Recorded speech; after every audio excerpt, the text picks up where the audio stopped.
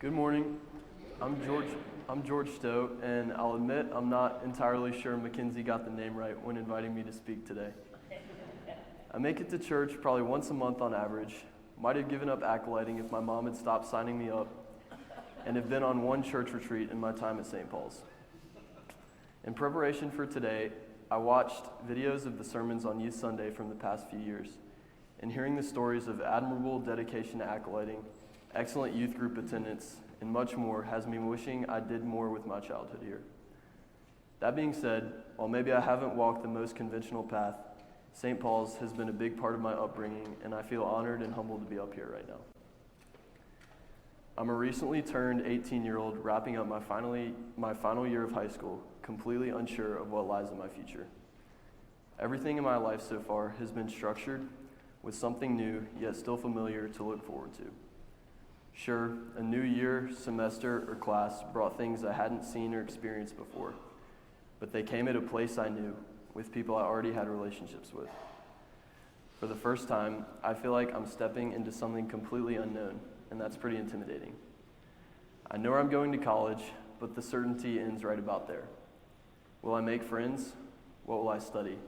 Will my roommate be a complete slob and miserable to live with? All of these are questions that are running through my mind quite often these days. As I head towards all of that uncertainty, I've been reflecting on what has been constant for me, and St. Paul's is certainly near the top of that list. Some of my earliest memories here involve going upstairs with all the little kids during the sermon and goofing off and arguing about sports with my friend Timmy, who's my best friend to this day. Little moments like these seemed insignificant back then, but are so meaningful looking back now.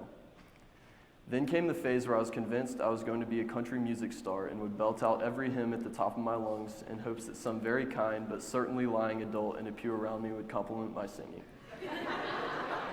So I apologize if any of you were ever seated around me in here from roughly 2017 to 2019. Your ears probably started bleeding. After various Christmas pageant appearances as anything from an animal to a wise man to a reader, I made it to acolyte age and became a nervous wreck every time I served.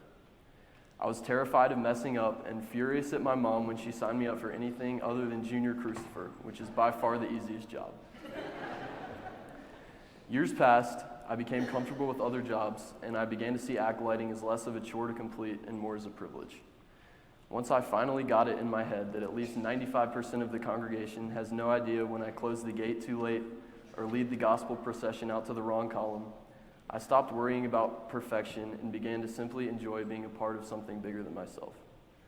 I found this is a crucial mindset to have in all areas of life to be able to really enjoy the small moments. I truly didn't appreciate until I became older how special it is to be able to contribute to this community, whatever that might look like on any given day. What makes this place special to me are the familiar, friendly faces I see time after time, even if it's someone I've never talked to. Church is unique because in a world full of constant competition and comparison, it's one of the few places where everyone is on a level playing field, equal, gathered together for the same purpose. It's a source of unity, not division, and that sets it apart. Throughout my childhood, St. Paul's has been a place I can come to feel connected and figure out my faith. I've grown older, rectors have come and gone, and the world has changed, but the spirit and people of St. Paul's have remained the same, and I know they'll always be waiting with open arms when I'm back home from college. Whether you know it or not, everyone here has helped build this community and had an impact on my life that I'll always be grateful for.